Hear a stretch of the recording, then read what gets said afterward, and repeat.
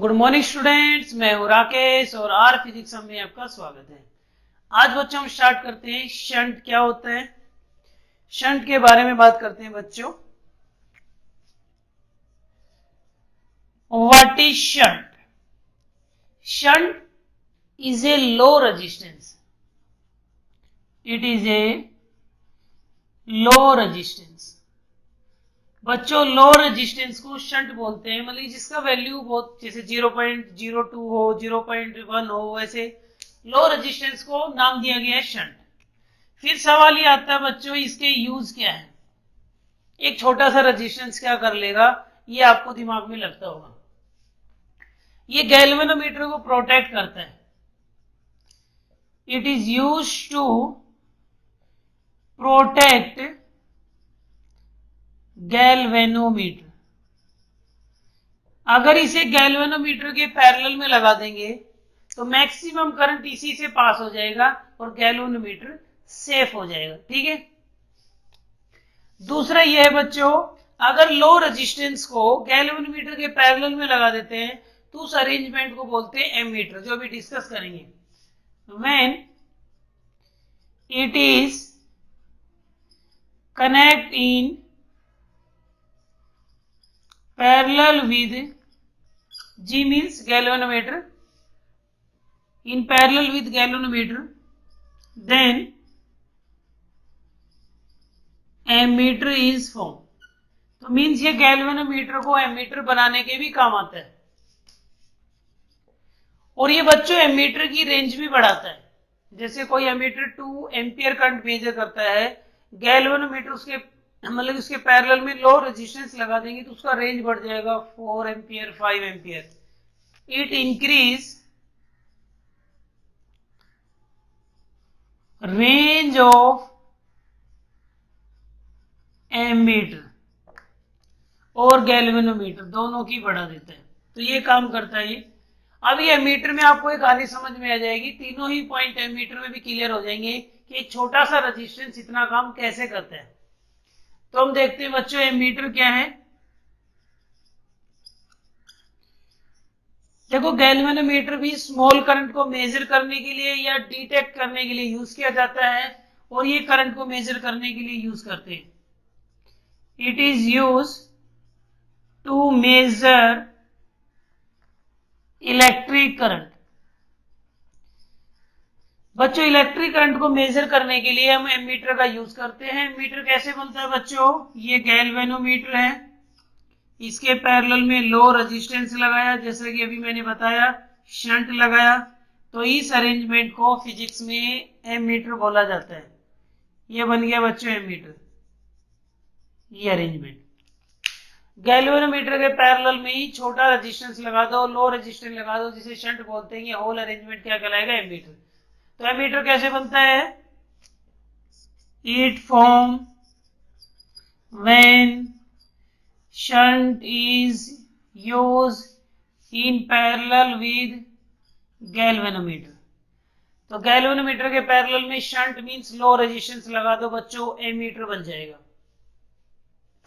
अब मान लेते हैं आपने यहां से कोई करंट पास किया I, कुछ गैल्वेनोमीटर में गया IG, बचा हुआ करंट बच्चों I माइनस IG इधर चला जाएगा। बोलो I माइनस IG।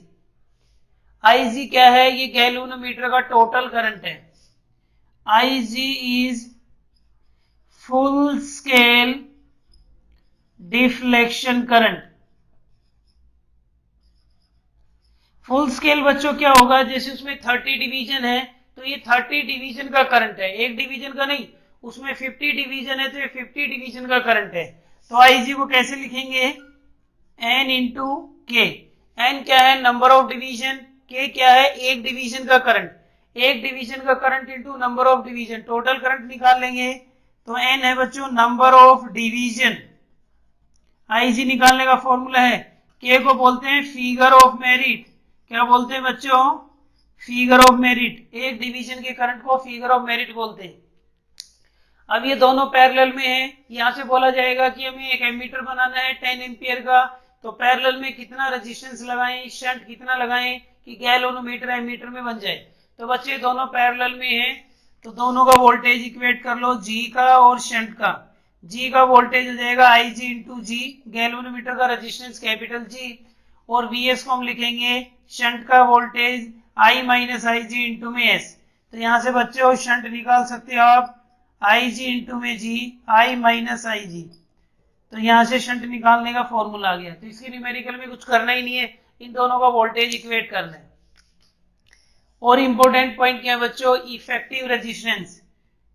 इसका इफेक्टिव रेजिस्टेंस कितना होगा, एमीटर का कोई आपसे पूछ ले इफेक्टिव रेजिस्टेंस कितना है, तो इजीली निकाल दोगे। दो रेजिस्टेंस पैरेलल में है, तो आर इफेक्टिव बच्चों कितना आ जाएगा, 1 by G galvanometer 1 by S. तो ये एस प्लस में जी एस जी, उल्टा कर दो बच्चों। तो बच्चों इसका इफेक्टिव रेजिस्टेंस आ जाएगा फिर, क्योंकि दोनों पैरेलल में लगे हुए हैं, तो पैरेलल में आप ऐसे करके निकाल लोगे 1 बाई करके, ये इफेक्टिव रेजिस्टेंस आ जाएगा। फिर नोट डाल लेंगे, नोट में सबसे इंपॉर्टेंट पॉइंट है, इसको हमेशा सीरीज में लगाना है। सीरीज में लगाने का रीजन ये है, इसका रेजिस्टेंस लो होता है, अगर पैरेलल में लगा दिया तो सारा करंट वहां से फ्लो कर जाएगा और ये डैमेज हो जाएगा। सीरीज में तो इसे कोई दूसरे सर्किट भी प्रोटेक्ट कर सकते हैं बच्चों, जैसे ये रेजिस्टेंस है, ये रेजिस्टेंस है, यहाँ एमीटर है, ठीक है, और यहाँ आपने एमीटर गलती से पैरेलल में लगा दिया तो सारा करंट यहाँ से निकल जाएगा, डैमेज हो जाएगा। सीरीज में रहेगा तो ये सारे रेजिस्टेंस इसे प्रोटेक्ट करेंगे। और आइडियल एमीटर का रेजिस्टेंस इतना कम होता है कि 0 ही ले लेते हैं। तो आपको शंट की कहानी भी समझ में आ गई होगी। It is use to protect galvanometer. कैसे प्रोटेक्ट करेगा, गैल्वेनोमीटर में से करंट जाने की बजाय इधर से निकल जाएगा, क्योंकि रेजिस्टेंस कम है इसलिए प्रोटेक्ट हो जाएगा। कनेक्ट इन पैरेलल, शंट को गैल्वेनोमीटर के पैरेलल में लगाने से ये गैल्वेनोमीटर को एमीटर में कन्वर्ट कर देता है। इंक्रीज दी रेंज, ये पहले 2 एम्पियर मेजर कर रहा था, अब ये 8 एम्पियर मेजर कर सकता है, क्योंकि 2 इधर से निकाल लेंगे, 6 यहां से निकाल लेंगे, तो 8 एम्पियर करंट भी मेजर हो जाएगा, तो रेंज भी बढ़ गई। तो अब बच्चों बात कर लेते हैं वोल्ट मीटर की, ठीक है। तो चलो बच्चों अब बात करते हैं वोल्ट मीटर की। वोल्ट मीटर क्या है, सभी को पता है। वोल्ट मीटर वोल्टेज मेजर के लिए यूज करते हैं। It is use to measure voltage, voltage को मेजर करने के लिए यूज करते हैं। कैसे बनता है, जैसे बच्चों ये गैल्वेनोमीटर है, इसके सीरीज में हाई रेजिस्टेंस लगा दो, ये होल अरेंजमेंट क्या बन गया, वोल्ट मीटर। गैल्वेनोमीटर के पैरेलल में लो रेजिस्टेंस लगाने से एमीटर बनता है, और इसके सीरीज में हाई रेजिस्टेंस लगाने से वोल्ट मीटर बनता है। ये अरेंजमेंट है बच्चों voltmeter. It is use to measure voltage. कैसे बनेगा, when high resistance connect in series with galvanometer, then voltmeter is formed। तो वोल्टमीटर बनाने का बच्चों ये तरीका है। अब यहां से जो भी करंट आएगा वो आईजी ही होगा, क्योंकि दोनों सीरीज में है। जो करंट गैल्वेनोमीटर से जाएगा वही रेजिस्टेंस से जाएगा। तो बच्चों आपको वी रेंज का वोल्टमीटर बनाना है। तो वी रेंज का बनाना है तो वी को आप लिखेंगे आई इंटू आर, आर दोनों का ऐड हो जाएगा, वी को आई इंटू आर ही लिखेंगे। तो यहां से ये वी बाई आई जी हो जाएगा बच्चों, जी प्लस में आर हो जाएगा। तो आर निकालना है V by I G minus में जी। तो कितने रेजिस्टेंस को सीरीज में कनेक्ट करें कि इतने रेंज का वोल्टमीटर बन जाए, तो उस वोल्टेज को यहां रख देना। आई जी आपको पता ही रहेगा, सेम फॉर्मूला, एन इंटू के से जी गैल्वेनोमीटर का रेजिस्टेंस है, तो ये वो आर है, इतना सीरीज में लगाने से वी वोल्ट का वोल्टमीटर डिजाइन हो जाएगा। फिर इसका इफेक्टिव रेजिस्टेंस पूछे थे बच्चों, इसका आर इफेक्टिव कितना होगा, सीरीज में लगाने जी प्लस आर, ये इफेक्टिव रेजिस्टेंस आ गया। और इसके मेन पॉइंट बच्चों क्या है, इसे पैरेलल में लगाना है। क्यों, क्योंकि अगर इसे सीरीज में लगा दिया तो इसका रेजिस्टेंस बहुत हाई है, हाई रेजिस्टेंस होने की वजह से ये करंट को अलाउ ही नहीं करेगा। तो इसको पैरेलल में कनेक्ट करें, किसी सर्किट के बीच में जोड़ दिया तो उसमें से करंट फ्लो नहीं करेगा। It is always use in parallel because it have high resistance, high resistance की वजह से पैरेलल में होगा। दूसरा पॉइंट क्या रहेगा बच्चों, अगर ये आइडियल वोल्ट मीटर है तो रेजिस्टेंस इनफाइनाइट रहेगा। For ideal volt meter resistance is infinite. तो ये पॉइंट आपको वोल्ट मीटर से रिगार्डिंग याद रखने हैं। अब मैं इन दोनों से रिलेटेड एक क्वेश्चन लेते हैं, दोनों ही कवर हो जाएंगे, ध्यान से समझना, ठीक है। तो चलो बच्चों अब एक क्वेश्चन लेते हैं जिससे आपको और बात समझ में आ जाए। जैसे हमें 0 से 10 वोल्ट का वोल्ट मीटर, 0 से 10 एम्पियर का एमीटर डिजाइन करना है, और इसमें गैल्वेनोमीटर का आपको रेजिस्टेंस है 20 ओम। यहाँ भी गैल्वेनोमीटर का रेजिस्टेंस है 20 ओम, और गैल्वेनोमीटर इतना करंट अलाउ कर सकता है 10 मिली एम्पियर। तो आपसे बोला गया है कि एक एमीटर डिजाइन करो, तो उसके पैरेलल में जो शंट लगेगा उसका वैल्यू कितना हो कि ये 10 एम्पियर का एमीटर बन जाए, इसकी रेंज 10 हो जाए, मतलब ये 0 से 10 तक के हर करंट को मेजर करे। ऐसे एक वोल्ट मीटर बनाना है 0 से 10 का। तो बच्चों देखो क्या करेंगे, ये गैल्वेनोमीटर हो गया, इसके पैरेलल में शंट लगाएंगे, शंट एस, और यहाँ रेंज कितनी है 10 एम्पियर का बनाना है। 10 एम्पियर यहाँ से 5 मिली 10 मिली एम्पियर इधर से चला जाएगा, और बचा हुआ 10 माइनस 10 मिली एम्पियर इधर से चला जाएगा। बोलो अब कॉन्सेप्ट यही है, दोनों पैरेलल में दोनों का वोल्टेज इक्वेट कर दो। इसका वोल्टेज होगा आई 10 मिली, आई इंटू आर, जी का वैल्यू कितना है 20, ठीक है। इधर कितना है 10 माइनस 10 मिली माइनस 3 इंटू में एस निकालना है। 10 में से माइनस करेंगे मिली, इसको हम इग्नोर भी कर सकते हैं, बहुत स्मॉल क्वांटिटी है, इग्नोर कर रहा हूं मैं। यहाँ से 1 0 2 0 कम कर दो, 2 इंटू 10 की पावर -1, और ये 10 इंटू एस बच जाएगा, एक 10 और आ जाएगा, 10 की पावर -2 हो जाएगा, तो 0.02 ओम आपका शंट आ जाएगा। तो बच्चों इतना स्मॉल रेजिस्टेंस लगाएंगे तो एक एमीटर डिजाइन हो जाएगा 0 से 10 एम्पियर का। तो कुछ नहीं करना, दोनों का वोल्टेज बराबर रखना होता है। ऐसे वोल्ट मीटर डिजाइन करना है तो V equals to I into R, I G plus R. बोलो कितनी रेंज का बनाना चाहते हो 10 वोल्ट का, तो 10, इसका वैल्यू 10 मिली -3, इसका वैल्यू 20 और इसका वैल्यू आर, ठीक है। 10 से 10 कट गया, ये -3 इधर आएगा नीचे, ऊपर आके +3, 1000 हो जाएगा, 1000 में से 20 माइनस हो जाएगा, 980 ओम आ गया। तो 980 ओम का रेजिस्टेंस अगर लगाओगे सीरीज में तो आपका गैल्वेनोमीटर वोल्ट मीटर बन जाएगा। अगर 0.02 ओम का रेजिस्टेंस एमीटर के गैल्वेनोमीटर के पैरेलल में लगाएंगे तो बच्चों वो एमीटर बन जाएगा। तो ये आपका गैल्वेनो शंट वोल्ट मीटर एमीटर का कॉन्सेप्ट है। अब हम नेक्स्ट टॉपिक की तरफ बढ़ रहे हैं, ठीक है। अब बच्चों मैं बात कर रहा हूं, एक करंट कैरिंग कॉइल एक मैग्नेटिक डाइपोल की तरह बिहेव करती है, और उसका मैग्नेटिक डाइपोल मोमेंट NIA कैसे पता चला ये दिखा रहा हूं मैं। Current carrying coil behave as a magnetic dipole. देखो मैग्नेटिक डाइपोल का मतलब है जिस अरेंजमेंट में दो पोल हो, एक नॉर्थ पोल और एक साउथ पोल। अगर वो मैग्नेटिक डाइपोल है तो उसका मैग्नेटिक डाइपोल मोमेंट B होगा, ठीक है। तो हमें कैसे पता चला एक करंट कैरिंग कॉइल भी एक मैग्नेटिक डाइपोल की तरह काम करती है। तो बच्चों हमने एक करंट कैरिंग कॉइल की एक्सिस में मैग्नेटिक फील्ड निकाला था, याद है। करंट I, रेडियस R, ये डिस्टेंस हमने x लिया था, आज मैं x को R ले रहा हूं, ठीक है। x की टर्म में करवाया था तो x को R भी ले सकते हैं, क्या दिक्कत है। तो कितना आया था मैग्नेटिक फील्ड, कितना आया था ये μ0/4π I बाई आया था आपका R² x² 3/2 रेडियस का स्क्वायर 2π नंबर ऑफ टर्न, यही रिजल्ट आया था। Magnetic field intensity due to current carrying coil on its axis.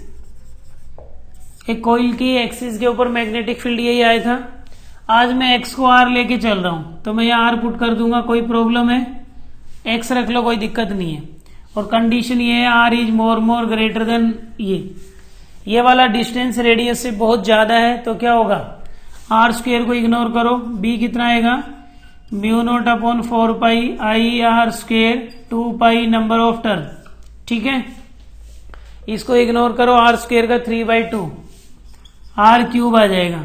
तो बी कितना आ गया? म्यू नॉट अपॉन 4 पाई, इसको लिख दो एन आई, 2 भी लिख दो, हाँ 2 आगे लिख देते हैं, और पाई आर स्क्वेयर। ठीक है बच्चों, पाई आर स्क्वेयर इसका एरिया हो गया। तो ये बी कितना आ गया?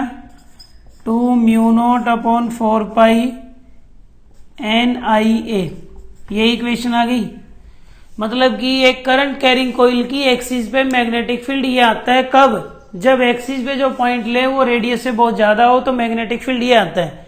और एक इलेक्ट्रिक डाइपोल की एक्सियल पे भी डेरिवेशन किया हुआ है ना, तो बच्चों वो देखो, electric field intensity due to electric dipole on its axial line, याद है ना? तो एक्सियल लाइन पे कितना आया था रिजल्ट? 2 kp/r³ आया था, नहीं आया था? तो आज इसे कंपेयर करें, 2 की जगह 2 आ गया, k की जगह म्यू नॉट अपॉन 4 पाई आ गया। अगर ये p इलेक्ट्रिक डाइपोल मोमेंट है तो ni मैग्नेटिक डाइपोल मोमेंट होगा। तो कंपेयर कर लो बच्चों। तो अगर ये electric field electric dipole moment की वजह से है, इलेक्ट्रिक डाइपोल की वजह से है, इसका मतलब ये वाली मैग्नेटिक फील्ड मैग्नेटिक डाइपोल की वजह से होगी। इलेक्ट्रिक डाइपोल का मतलब एक पॉजिटिव चार्ज एक नेगेटिव चार्ज, और मैग्नेटिक डाइपोल का मतलब एक नॉर्थ पोल और एक साउथ पोल, नहीं यही तो होता है। तो फ्रॉम 1 and 2 तो हम बोल सकते हैं ये इलेक्ट्रिक डाइपोल मोमेंट P है, तो ये मैग्नेटिक डाइपोल मोमेंट होगा NIA। और याद करो, इसको मैंने यूज भी किया था जब मैंने पढ़ाया था torque experience by a current carrying coil in a uniform magnetic field. तो उसमें हमने मैग्नेटिक डाइपोल मोमेंट NIA लिखा था, और मैंने ये भी बताया था current carrying loop magnetic dipole है। कैसे? अगर क्लॉकवाइज डायरेक्शन में करंट है, एंटी क्लॉकवाइज है, सॉरी एंटी क्लॉकवाइज करंट है तो नॉर्थ होगा, और क्लॉकवाइज करंट है तो ये साउथ पोल बनेगा। तो एक कॉइल को दोनों साइड से देखोगे, एक साइड से लगेगा क्लॉकवाइज है तो दूसरी साइड से लगेगा एंटी क्लॉकवाइज, तो 2 पोल भी हो गए, तो वो मैग्नेटिक डाइपोल बन गया। और मैग्नेटिक डाइपोल है तो उसका मैग्नेटिक डाइपोल मोमेंट भी होगा, NIA उसका मैग्नेटिक डाइपोल मोमेंट है। जिस तरह से इलेक्ट्रिक डाइपोल होता है इक्वल एंड अपोजिट चार्ज, इसमें इक्वल एंड अपोजिट पोल होते हैं, उनमें भी स्मॉल गैप होता है, इनमें भी स्मॉल गैप होता है, थिकनेस ही गैप का काम करेगी। Electric dipole moment Q into 2A होता है, और मैग्नेटिक डाइपोल मोमेंट NIA होता है लूप के अंदर। Magnetic dipole moment bar magnet के केस में अलग फॉर्मूला होता है, क्योंकि उसमें भी 2 पोल होते हैं, तो वो भी मैग्नेटिक डाइपोल है, वो भी मैग्नेटिक डाइपोल मोमेंट शो करेगा। तो यहां तक क्लियर है बच्चों? ठीक है।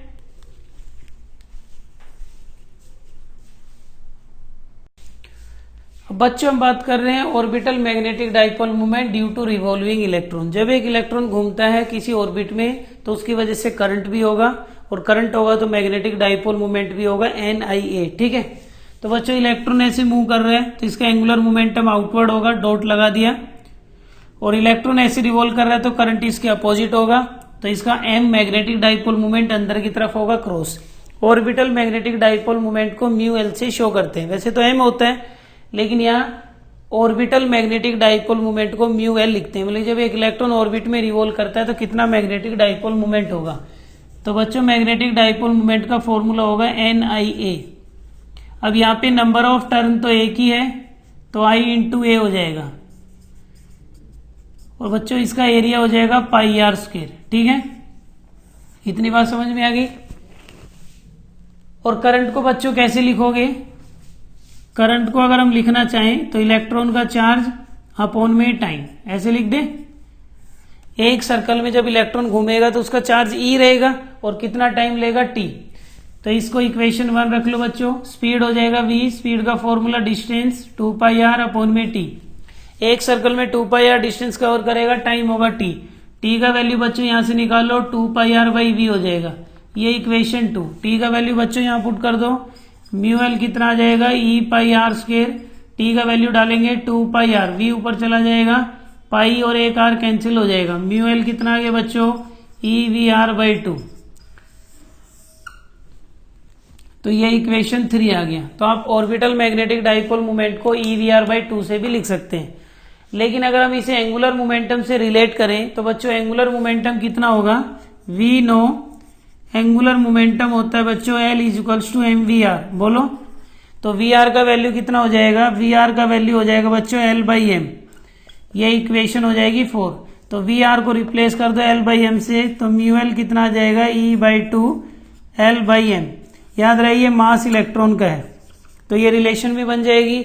अगर बच्चे इसे वेक्टर फॉर्म में लिखना चाहते हो, इन वेक्टर फॉर्म, तो वेक्टर फॉर्म में क्या हो जाएगा, μl माइनस EL/2m। माइनस क्यों लगाया, एंगुलर मोमेंटम की डायरेक्शन करंट की रोटेशन के अकॉर्डिंग होगा, और मैग्नेटिक डाइपोल मोमेंट होगा वो करंट के अकॉर्डिंग होगा। तो इलेक्ट्रॉन ऐसे घूम रहे हैं तो करंट ऐसे होगा, तो एक अंदर होगा और एक बाहर होगा, तो वेक्टर फॉर्म में ऐसे लिख दिया।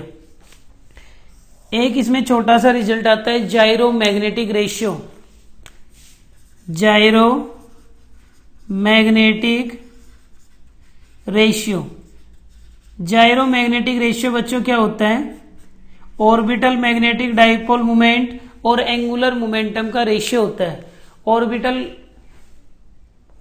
मैग्नेटिक डाइपोल मोमेंट μl और L का रेशियो होता है, μl/L क्या हो जाएगा E/2m। तो बच्चों ये भी आ जाता है एग्जाम में E/2m। ये केवल चार्ज पे और मास पे डिपेंड करता है, चार्ज बाई मास रेशियो पे डिपेंड करता है, स्पीड रेडियस से कोई लेना देना नहीं है। तो जाइरो magnetic ratio orbital magnetic dipole moment और एंगुलर मोमेंटम का रेशियो होता है, जिसको E/2m से लिख सकते हैं। तो ये भी इंपॉर्टेंट रिजल्ट है, ये ध्यान रखना। और बच्चों बोर मॉडल लगाएं तो आपको पता ही है, according to Bohr model, Bohr model का एक पोस्टुलेट है, जो एंगुलर मोमेंटम होता है mvr मीन्स जो L होता है वो NH/2π होता है। तो अगर मैं इसको आगे बढ़ाना चाहूं μl को, इसी इक्वेशन को 5 को, तो μl कितना हो जाएगा इसकी टर्म में, तो μl हो जाएगा बच्चों, L को रिप्लेस कर दो NH/2π से, तो ये हो जाएगा E/2m। L को हम लिख सकते हैं NH/2π। तो बच्चों कितना हो गया μl NEH/4πm। तो बच्चों ये इसका फाइनल रिजल्ट है। अब आप सोच रहे होंगे सर कहां तक करना है, कई बार एग्जाम में यहां तक प्रूव करना आता है, कई बार ये रिलेशन आता है, कई बार वेक्टर फॉर्म तक आता है, और कई बार बोर मॉडल की टर्म में आता है। तो जैसे एग्जाम में पूछेगा वैसे ही डील करेंगे। तो हम हर केस को देख रहे हैं। अब आपसे कई बार पूछा जाता है बोर मैग्नेटोन। बोर मैग्नेटोन क्या होगा बच्चों, बोर मैग्नेटोन देखो, जब इलेक्ट्रॉन अपने फर्स्ट ऑर्बिट में घूमता है, हाइड्रोजन एटम के अंदर इलेक्ट्रॉन जब फर्स्ट ऑर्बिट में घूमता है, उस टाइम जो मैग्नेटिक डाइपोल मोमेंट प्रोड्यूस होता है उसे बोलते हैं बोर मैग्नेटोन। तो जब हाइड्रोजन के अंदर इलेक्ट्रॉन फर्स्ट ऑर्बिट में घूमेगा तो n का वैल्यू 1, E का वैल्यू 1.6 10⁻⁻19, H का वैल्यू 6.6 10⁻34, मास ऑफ इलेक्ट्रॉन भी जानते हैं 9.1 10⁻31। ये सारी वैल्यू यहाँ रिप्लेस करेंगे तो एक रिजल्ट आ जाएगा 9.27 10⁻24 एम्पियर मीटर स्क्वायर। ये वैल्यू कहलाती है Bohr magneton, means minimum orbital magnetic dipole moment. इससे कम तो होगा ही नहीं। कि हाइड्रोजन की बात करें और फर्स्ट ऑर्बिट की बात करें तो सबसे कम मैग्नेटिक डाइपोल मोमेंट यही होगा, जिसे बोर मैग्नेटोन बोलते हैं। तो 1 बोर मैग्नेटोन इतना मैग्नेटिक डाइपोल मोमेंट होता है। इन सारी वैल्यू को रिप्लेस करेंगे तो ये आ जाएगा। तो आई होप आपको ये चीजें समझ में आई होंगी। कुछ भी मुश्किल नहीं है मैग्नेटिज्म में, बस आपको I/A से चलना था, ठीक है। इसमें एक मैग्नेटिक डाइपोल मोमेंट और आ जाता है स्पिन। एक तो ये होता है इलेक्ट्रॉन न्यूक्लियस के अराउंड रिवॉल्व कर रहा है, एक बच्चों अपनी एक्सिस पे भी घूम रहा है, उसे बोलते हैं स्पिन मैग्नेटिक डाइपोल मोमेंट, जो इसका डबल होता है। तो टोटल मैग्नेटिक डाइपोल मोमेंट अगर आप लिखना चाहो तो एक तो ये हो जाएगा -EL/2m minus EL/2m vector form में। एक हो जाएगा स्पिन मैग्नेटिक डाइपोल मोमेंट, तो हो जाएगा ES/m। S क्या है? Angular momentum about its own axis. जब इलेक्ट्रॉन अपनी एक्सिस पे घूमेगा उस टाइम एंगुलर मोमेंटम को ऐसे लिख रहा हूं, और वो वैल्यू इससे डबल होता है। वो उसका प्रूफ नहीं कर रहे, जस्ट इससे डबल होता है। तो टोटल इलेक्ट्रॉन का magnetic dipole moment vector form में ये होता है। तो आई होप बच्चों आपको आज का लेक्चर पसंद आया होगा। इसी के साथ आपका ये चैप्टर भी कंप्लीट हो गया है। नेक्स्ट चैप्टर में बात करेंगे मैग्नेट एंड मैग्नेटिज्म की बात करेंगे। तो आज के लिए इतना ही। Thank you.